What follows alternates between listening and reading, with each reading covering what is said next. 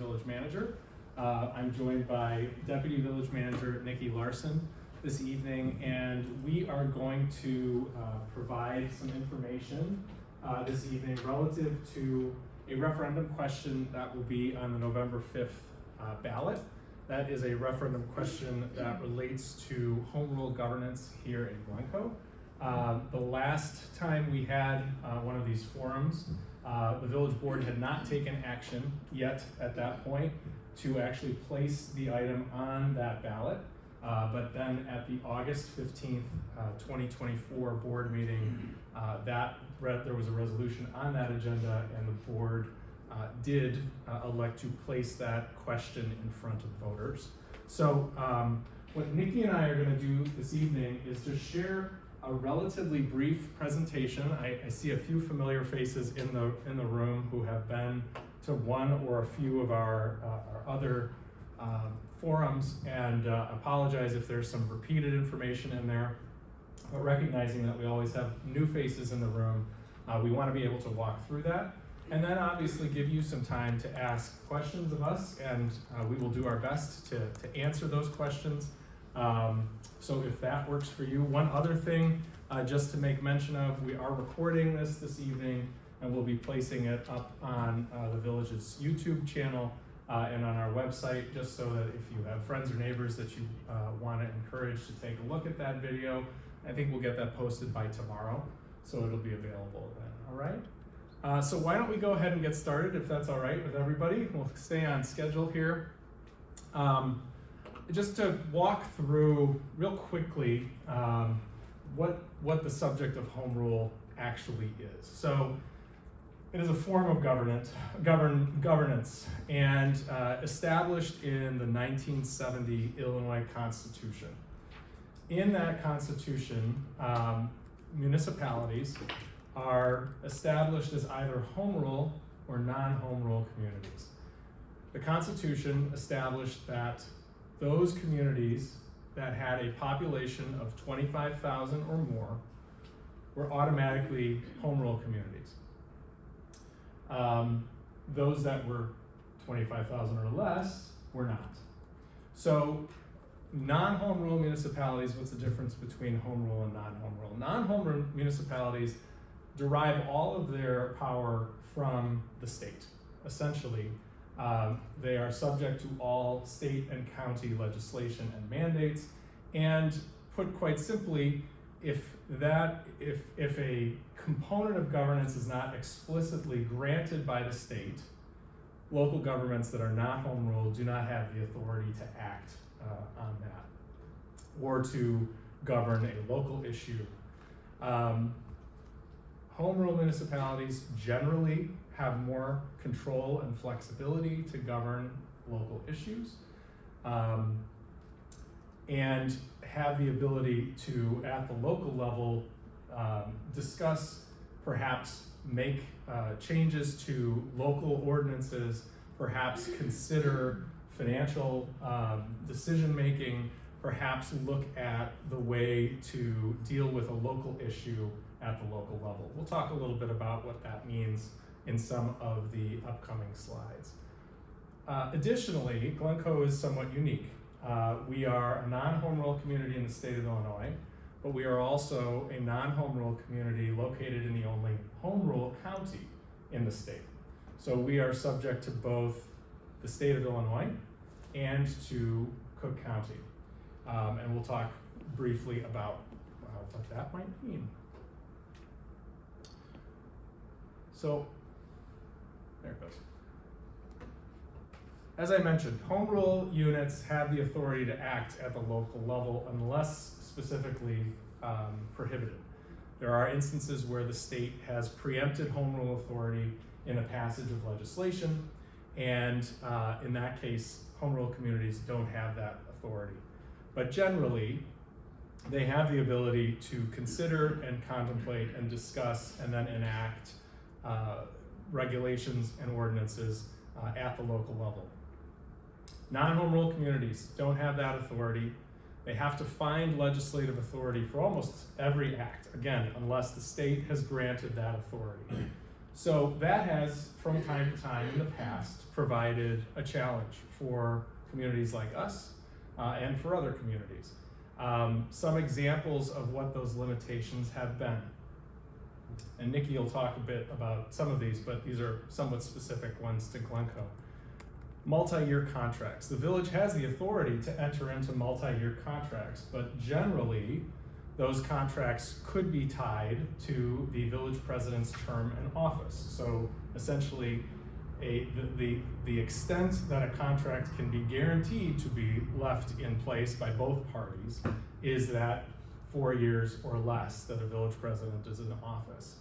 That has generally not come into play for us where there has been a challenge or an issue that we have not been able to maintain a multi-year contract that we've enacted, but there is always a risk that that the other party could have the opportunity to break that contract in the future.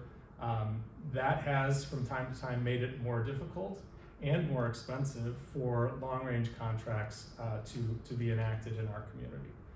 There are local regulatory structures that from time to time come up and are discussed. Some of you may be aware that Glencoe participated as one of 11 municipalities on the North Shore studying the concept of banning or changing the regulations around gasoline-powered leaf blowers. We studied this with 11 of our neighbors, published a large-scale report. We were the only community within that work group that was not home rule. We could not have enacted an all-out leaf blower ban if that was what was determined was the best outcome of that study, but we could regulate. And so we did regulate, and this year is the first year where those new regulations are in place, where we have shrunk the amount of time that gasoline-powered leaf blowers can be used in the community.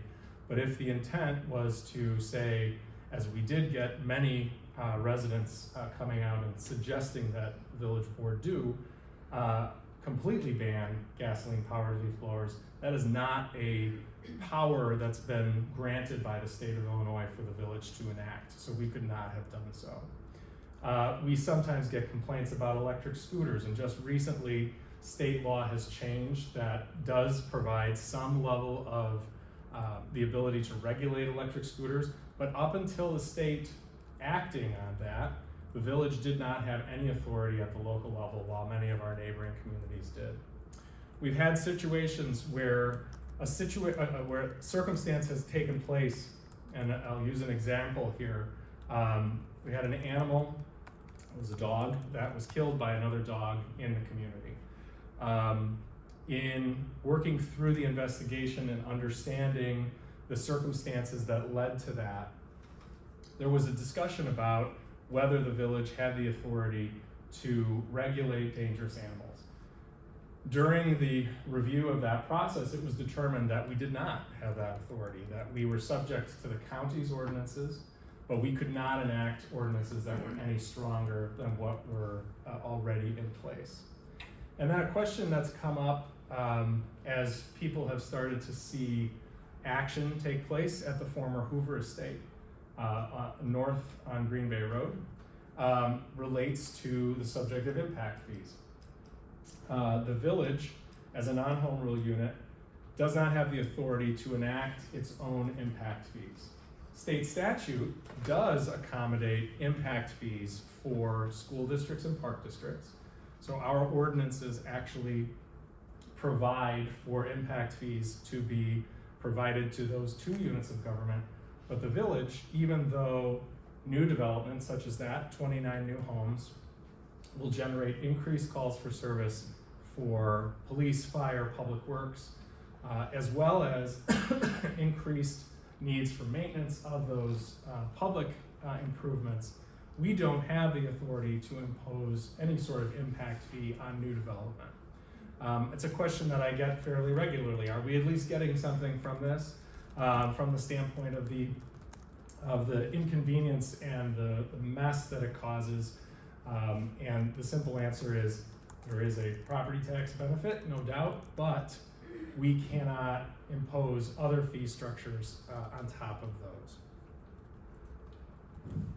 Oops, excuse me.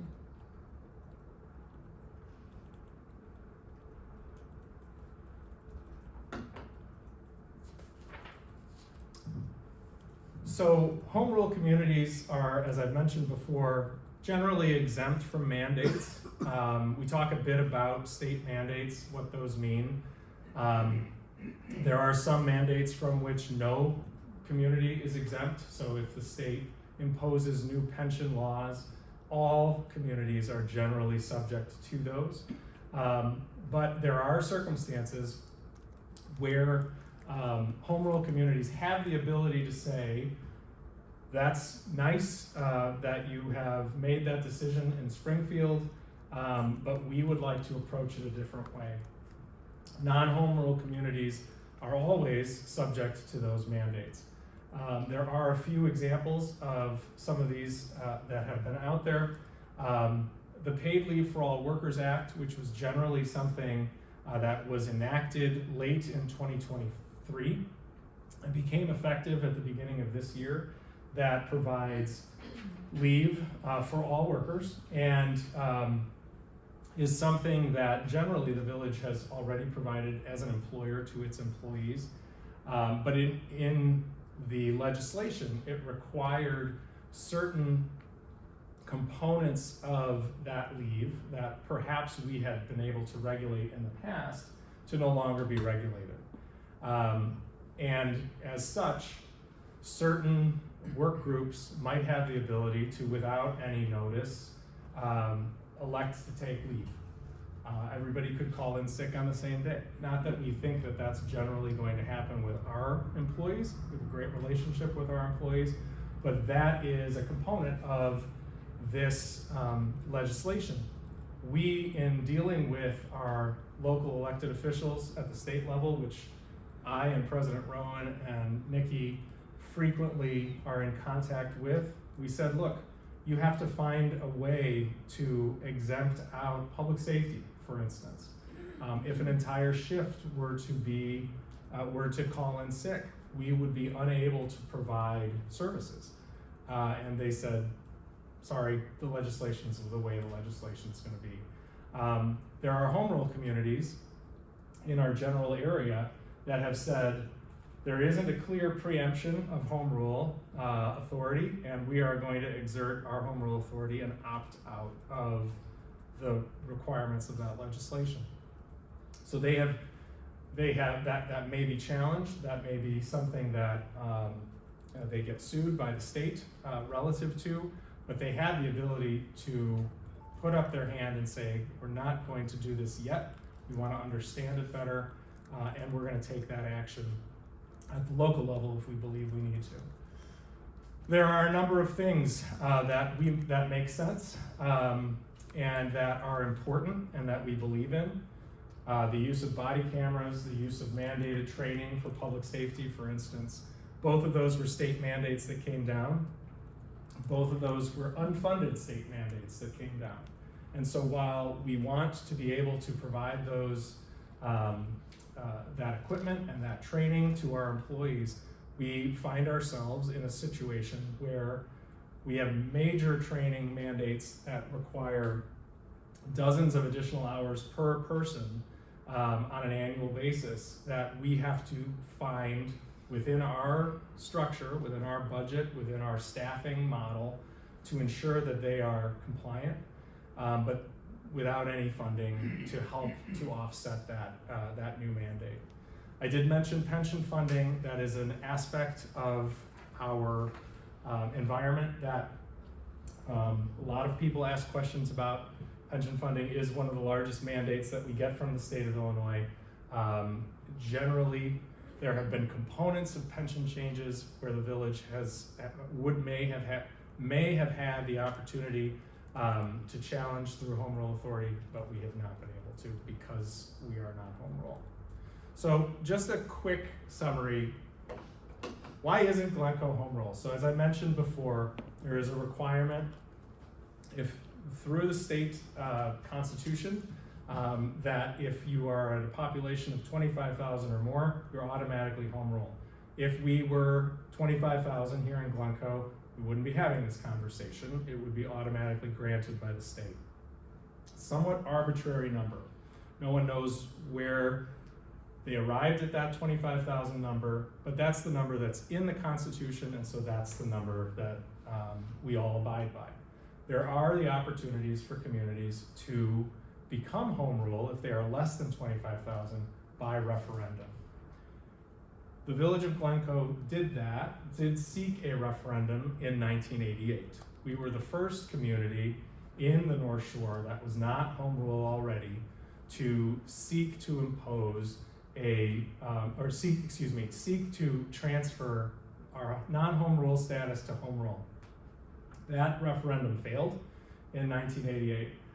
Since that time, nearly all of the North Shore has transitioned to home rule communities. So that includes the smallest of communities on the North Shore, Bannockburn, Riverwoods, Lake Bluff, Northfield, Winnetka, Lake Forest, Lake Bluff.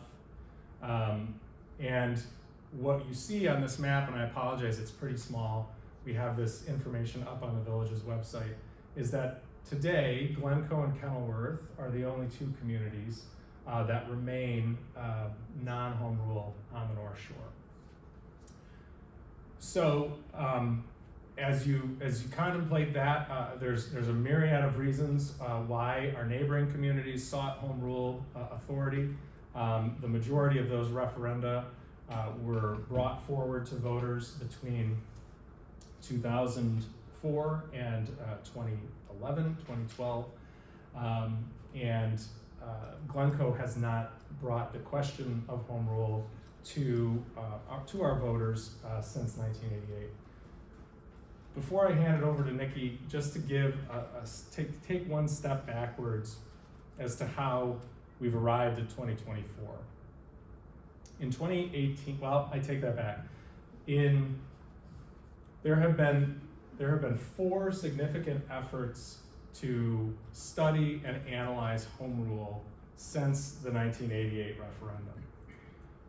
Those took place in the early 2000s, in the late 2000s, and again in the 2010s.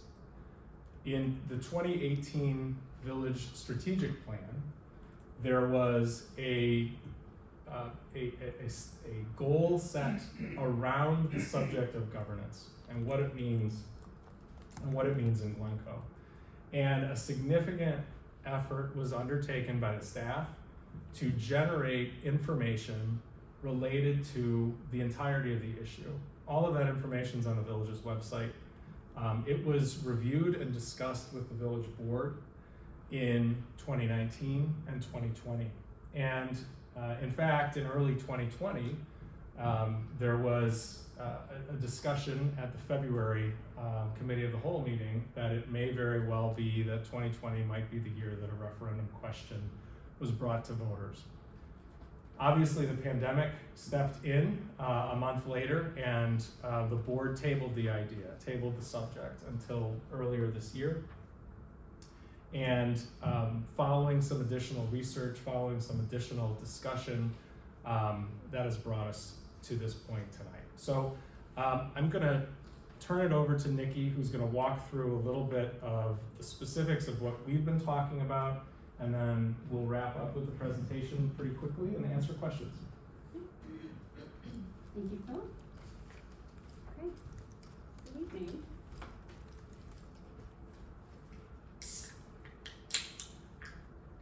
Okay.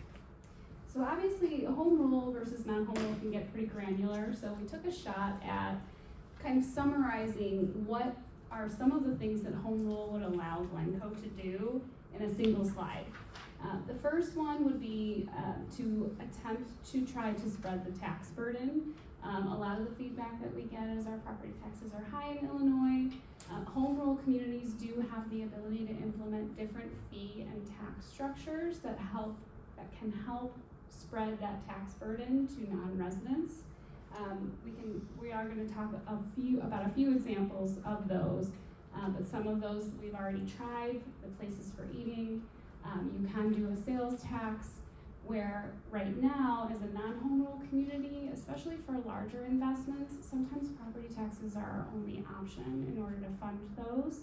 I think you've all been to the grocery store lately, prices are not going down, so costs are going up, and we're trying to look for ways to reduce our costs and also spread the burden away from our residents. Entering into multi-year contracts, Phil touched on this briefly, that we are limited to the term of the village president.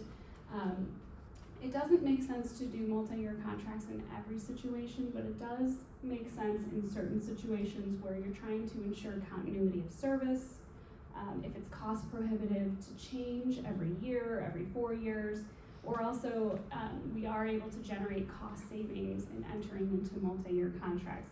And some examples would be our refuse contract or our 911 dispatch, some of our mutual aid contracts for public safety and public works. Those are really contracts that we would like to lock in for a multi-year period.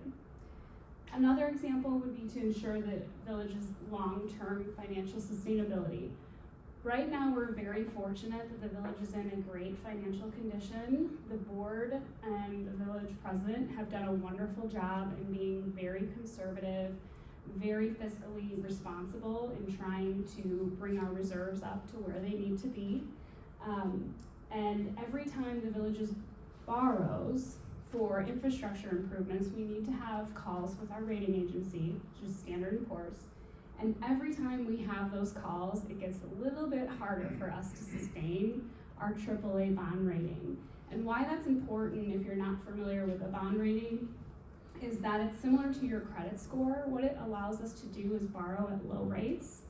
And what the rating agency wants to see is really what the board has done so far, that you're willing to be conservative, but also that you're willing to act in times where there could be financial distress or an economic downturn. They want to see that the village is willing to respond. So they look very favorably on home rule because that gives the municipality more options.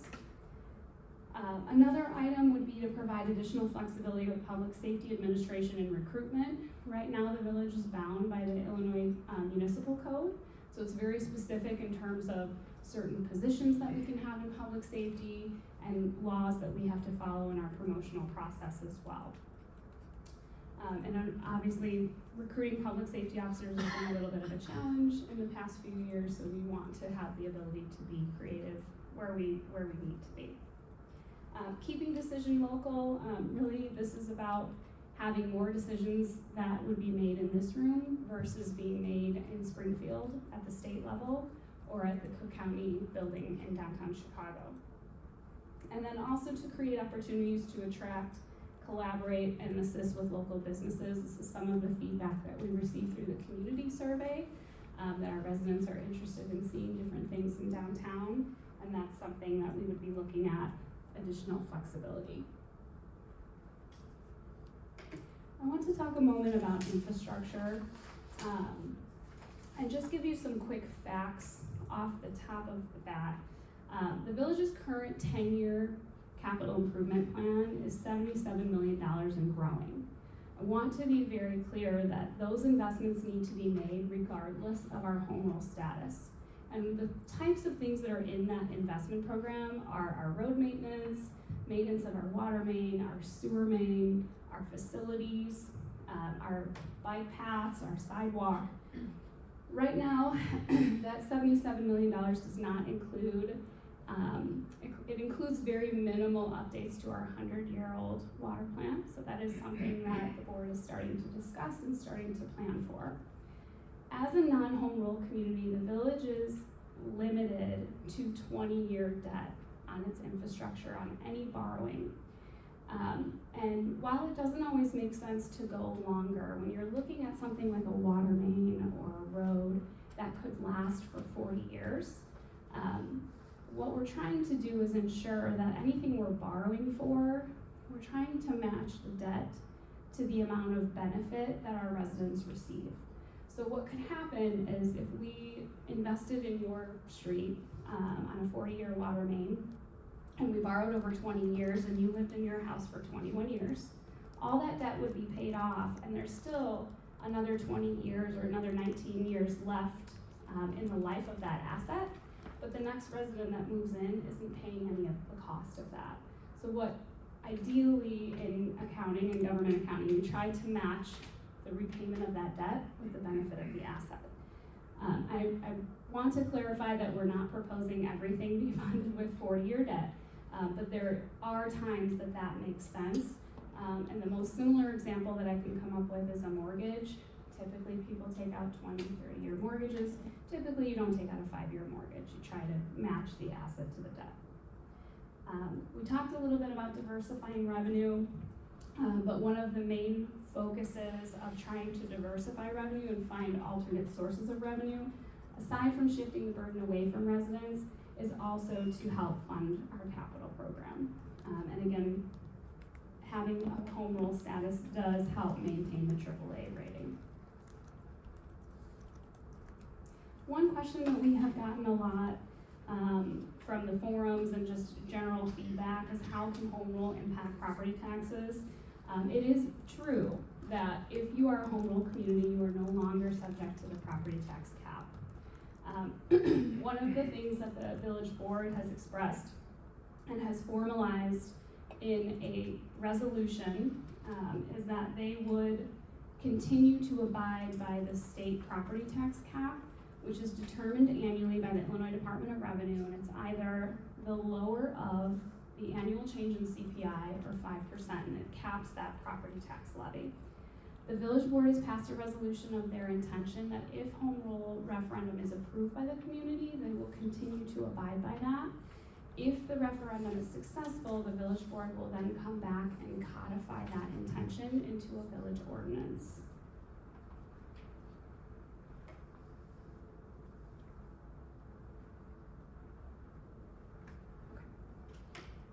And another common question, financially related, that we are receiving is, will the village implement a real estate transfer tax if home rule is approved?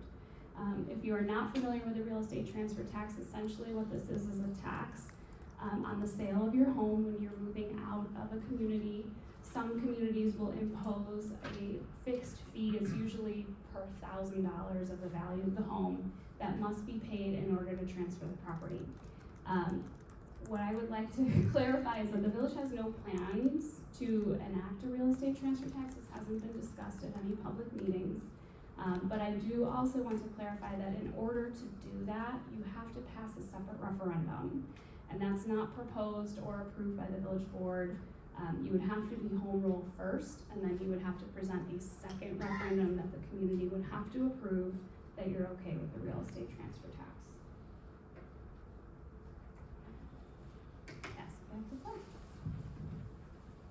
So just a few other items to mention as it relates. I've already briefly touched on local regulations and bans. That's an aspect of this, and I think it's important to make note of the fact that it's not about the absolute opportunity to, but it's the flexibility to consider whether certain regulatory structures are best for this community. And that makes sense for Glencoe. There is a process that has been long established in this community of responsive and thoughtful elected officials who listen. I've been here in Glencoe for almost 11 years in my role. Every iteration of the village board that I have worked with has carried that same perspective of, if there is a concern, if there is a question, if there is an issue, they want to hear about it. They want people to come to their meetings. They want people to share their experiences and their concerns and their frustrations, and they want to be able to respond to that. And that can be difficult. I mentioned a couple of examples a few minutes ago. So that's an aspect of this. I think as we've looked at issues such as preservation, economic development, sustainability, questions of how the village can structure incentive programs or fee structures around those things that can help to build out programs like that, the ability to consider how to adjust zoning regulations to preserve more of our historic homes in this community. This has been a subject that the Preservation Commission has spent a great deal of time thinking and talking about, trying to come up with ways to perhaps provide a carrot rather than a stick to owners of historic properties, and perhaps flexibility with zoning has been one that we've spent some time on, and have found that the village is quite limited in what it can do in terms of variations for side yard setbacks or variations for rear yard setbacks to see historic homes perhaps adapt to modern living. An important note also is funding opportunities that aren't related to local fees, taxes, are grants and loan programs from state and federal agencies. Our neighbors in Winnetka have been undertaking a large stormwater project for about the last 8 or so years. They'll be tying that up very soon. I get a lot of questions, how do they do that project? Well, one of the ways they did that project was they were able to leverage the outcome of that project. It's about an $80 million expenditure with both state and federal legislators who said, we will allocate federal and state dollars toward this project, but you have to guarantee that you're going to move forward with it and have the resources to put in that local share toward that project. That resulted in about 35% of that project being paid for with federal and state dollars. It's a very significant benefit. We can do that, but we do have limitations because those guarantees can't necessarily be made because there may be a bond necessity, there may be a referendum question, and how that times out with when those federal dollars are available doesn't always line up. And so that's an aspect of this as well. It's something that we've kind of looked at Winnetka with a little bit of envy and said that's a really great way to fund a project that significant, that is going to benefit the community for generations to come. How might we try to do something similar? I think it's important, particularly as we talk tonight about what sounds like a lot of good things related to home rule, to also talk a little bit about some of the limitations of home rule. This is where we get a lot of questions, where Nikki and I have gotten emails from the community saying, yeah, but what about? And so we want to talk about those things. Nikki's already mentioned the real estate transfer tax. Probably the most significant question that we get is that in the village's plans, you're going to impose one. As Nikki mentioned, it's a two-step process. You have to be home rule to consider a referendum on the subject. The village board has not expressed any interest in doing so, hasn't been part of our conversations, but that is a concern that's out there, and it has been expressed. The Realtors Association has shared concerns relative to that, and so that we just want to point to that. I say this a lot, it's not a magic wand. Home rule does not solve all of the village's problems. What it does provide is flexibility and opportunities to consider different ways of approaching a situation that may present itself. Whether it be a large-scale infrastructure investment, whether it be a local regulation, whether it be focused on sustainability or historic preservation, it does provide us with different ways to achieve something that the community may be asking us to achieve. It gives us the opportunity to review and dialogue about how we could solve a local problem that may not be a problem in Springfield. It may not be something that our legislators downstate or our county representatives are interested in spending time or resources on. Local control. Local control is good and some say local control is not great.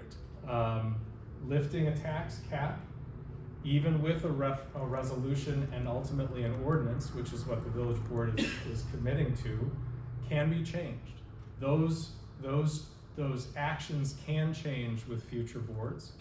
I think generally Glencoe's track record is that when those commitments are made, they are maintained. But that is an area that we get that question. Well, what about it? That's a fair point. It is something though that is easier to deal with in this room perhaps than it is if you have to get down to Springfield to advocate. The state will still maintain control, some control. I've mentioned state mandates are still out there. They may, in fact, preempt home rule authority.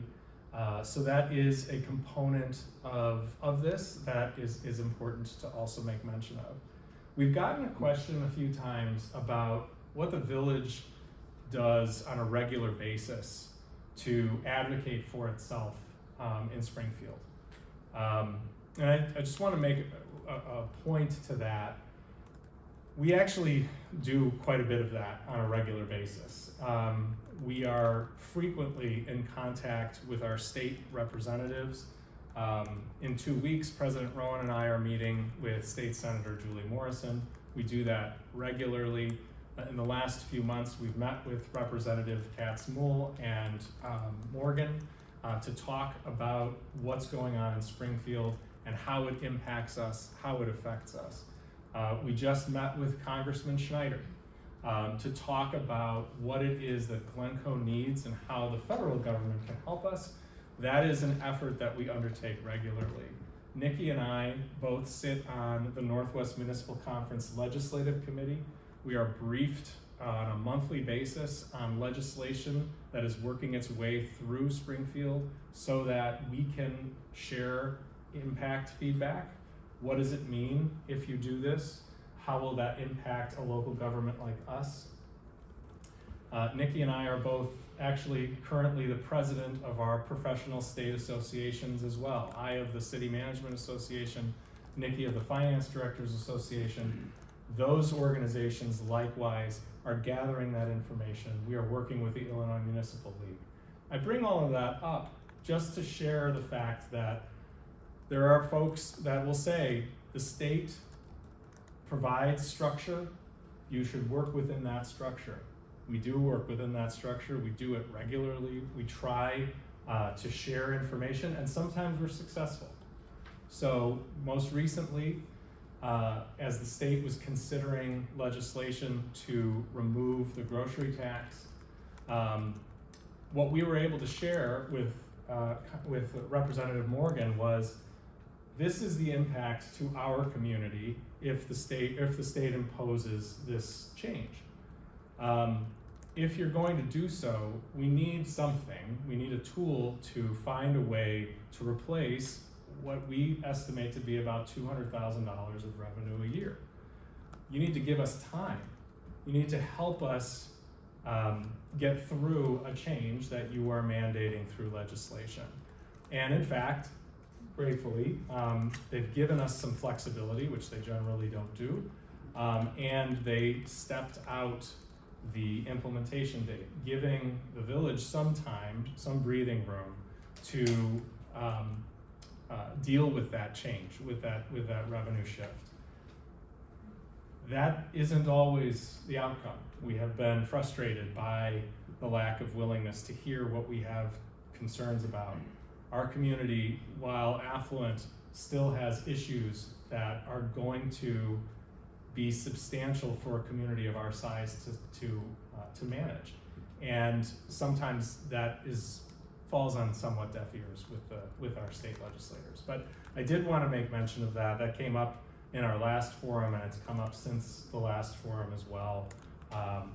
So that's what we have in terms of a presentation for this evening. The QR code that's on the screen will take you to the village's website, where we have the information that I mentioned before, the research that was done in 2019 and 2020.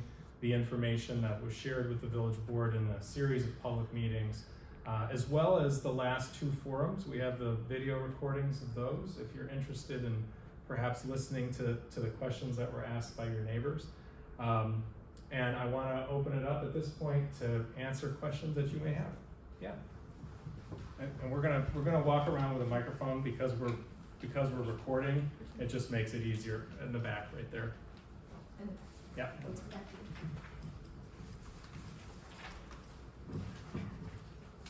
Oh, yeah, thanks. First of all, Oh, I gotta turn this one off. Sorry.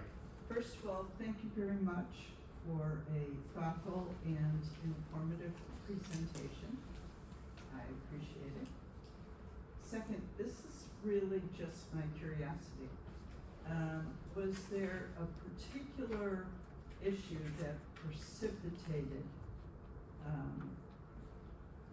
the decision to move forward with this? Part one of my question. Part two of my question is, are there any particular actions that the board has been discussing that it would like to pursue, which could only be done if the referendum passes?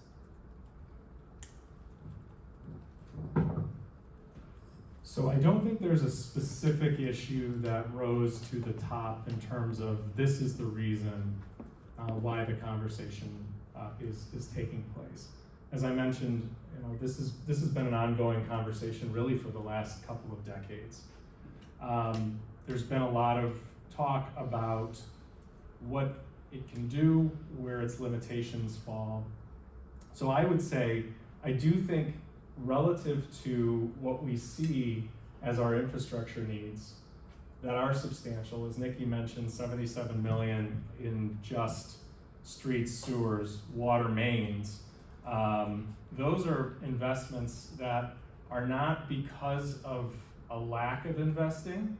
They're not coming about because the village has neglected its infrastructure, but because the price points for that infrastructure replacements are substantial, and they are getting to an age where they have to be replaced. So I do think that was a significant component as we talk about how we can thoughtfully afford to do that, because we want to be conscious, always conscious, of the impact to an individual taxpayer for what those investments may require.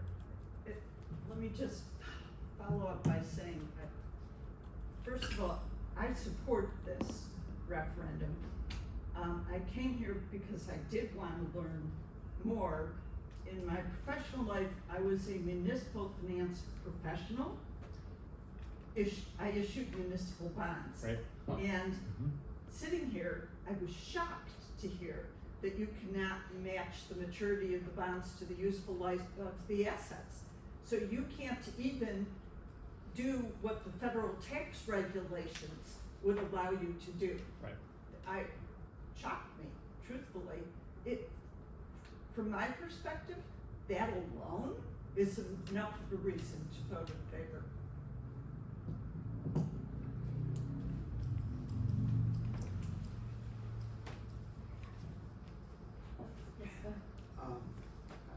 Again, thank you for your presentation. I also support the referendum, but I was wondering, I was here in 1988 and I vaguely remember having the referendum. Was there anything that caused it to be defeated? Was there, I know you weren't here, but do you know of anything that caused us not to do it, or was it just because we didn't want to be first out of the gate? I think that was a big reason behind it. I think there was a lot of concern about what it meant. There were no communities. Deerfield had gone home rule in 1975, but none of our immediate neighbors had taken that step. And I do think what we have seen since then is all of our neighbors taking that step and putting in practice many of the same limitations that the village board is talking about here in Glencoe, holding to those limitations and finding it possible to do what they need to do in their communities. So I do think it was, being first out of the gate can be scary. And I think there were forces within the community that really challenged the value of it. There wasn't something to look to say, well, you know, they did this and that's how it'll work here. It was, how do we know how it's going to go? And I think that's a fairly substantial difference from I have 1988. another quick question. What does it take to pass the referendum? Is it a majority? Is it a 2/3 or people voting, people of the village? What is So sorry, are these microphones? It requires a simple majority of voters. So whoever goes to the polls in November and casts their votes, there'll be, however it goes, it's 50% plus one in either direction. Oh, Sammy, over here first, sorry. He shot his hand up quick. Thank you for the presentation, appreciate it.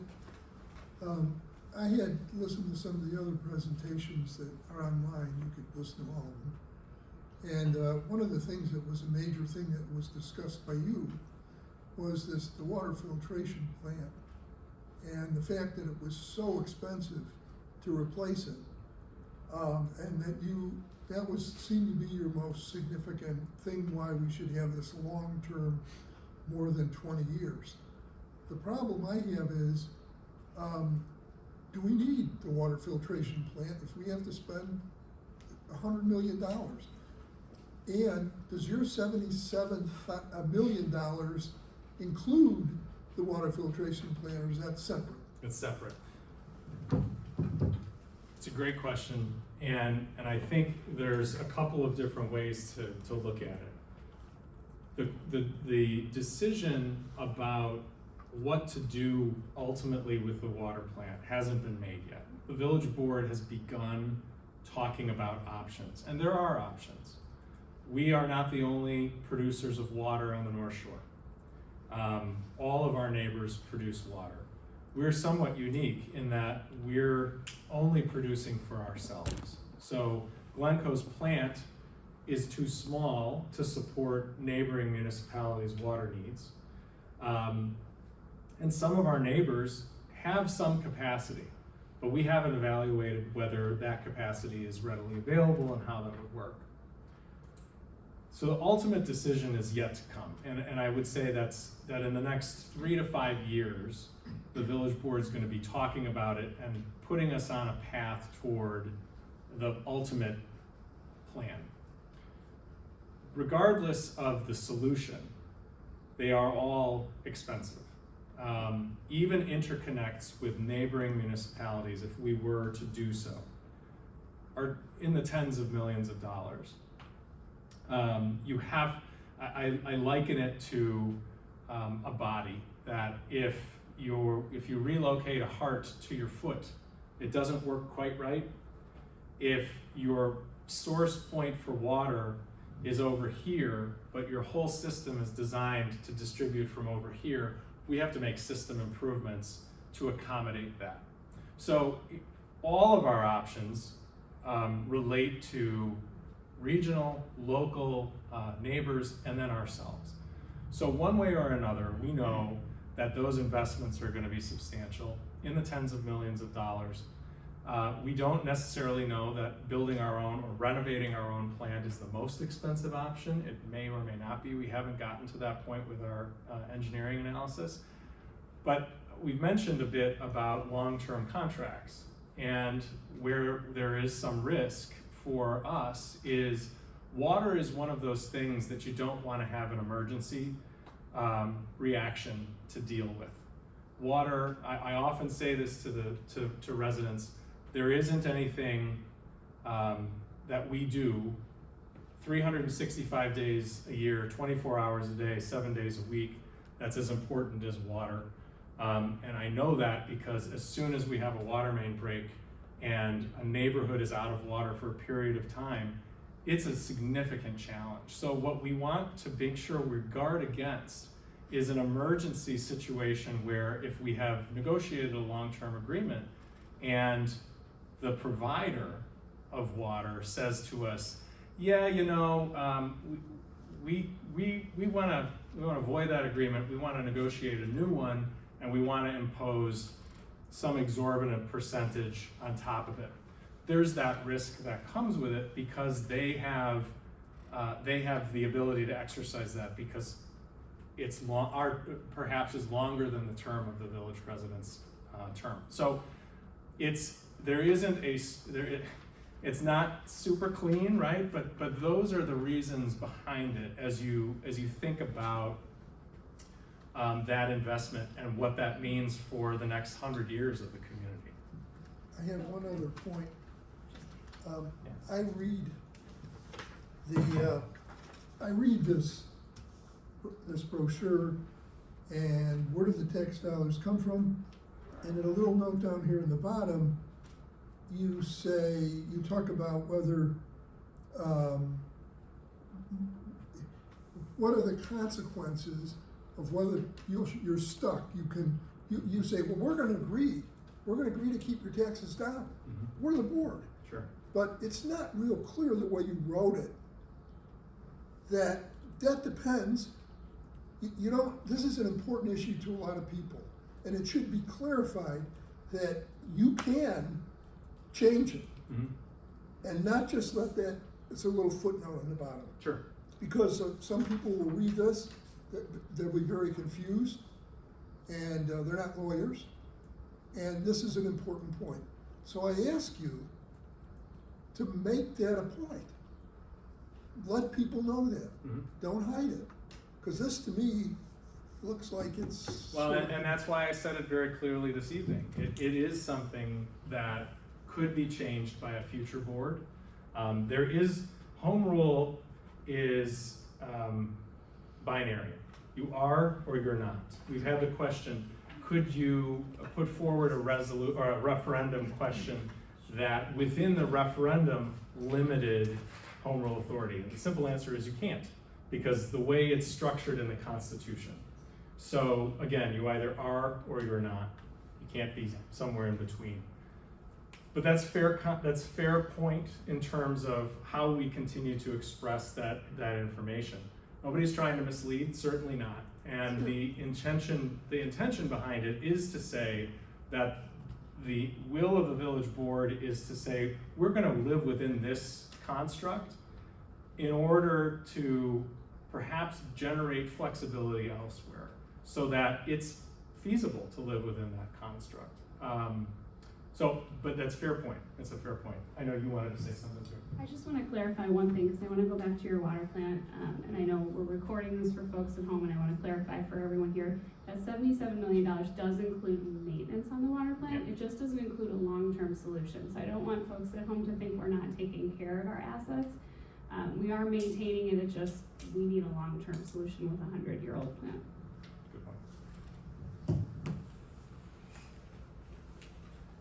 I was just gonna ask about the water plant, so. Perfect.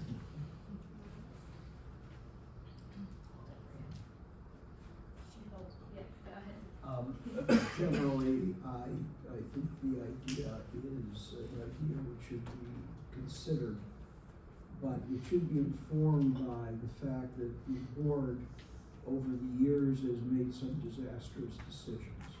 I will point out that the property that's west of 41 could have been annexed to the village, dramatically improving the tax base, and because of the perception of negative cachet associated with that, it was declined.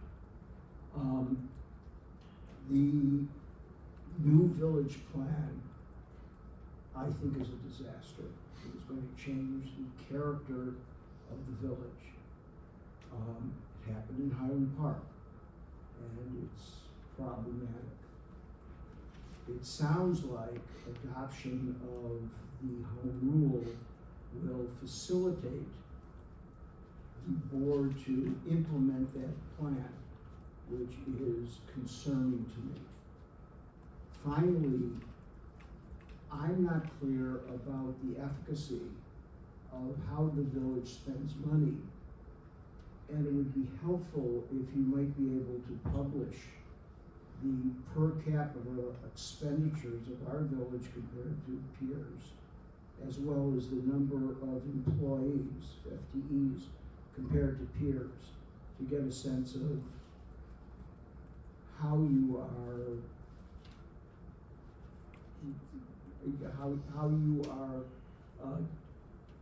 taking care of the resources of the village. So a couple points on that. I think you're referencing the draft comprehensive plan when you talk about the village plan. That's a process that's been underway for about 23 months and hasn't finished yet. So we're not yet at a final draft that's going to the Plan Commission for public hearing. So there's plenty of opportunities to continue to share your feedback and your thoughts relative to that, and I'd encourage you to do so. Nikki mentioned it before. The village is in as sound financial condition as it's been, at least in the time that I've been the village manager. I think what we know is that we are an organization that is very high performing in a community that we provide a great number of services and resources. And we are always conscious of how we are able to do so in as efficient and effective a means as possible. We can certainly create comparables on FTEs. I think there are areas where our organization for the last 60 years has saved, 70 years, has saved countless millions of dollars because of our combined public safety department. As you compare that to a neighboring community that has a separate fire and police department. That's an aspect that is really hard to kind of pinpoint, but it does highlight the fact that our neighbors, who may be like-sized in terms of population, generally have more employees because they have those departments separated out. And we do have some of the most comprehensive financial information of any municipality posted on a monthly basis on the village's website. We create a monthly treasurer's report, and I'd encourage anybody to take a look at that. It's on our transparency portal on the website. That spotlights and goes through expenditures and revenues and how those are performing. And that, to a large degree, is why the village board has been so effective at establishing this very strong financial position that we are in. And we can always do more. And so we'll look at ways to continue to underscore all of that. You're not wrong. There were decisions that were made in the past that were, we kind of scratch our heads today and say, why didn't we do that then? That would have been great.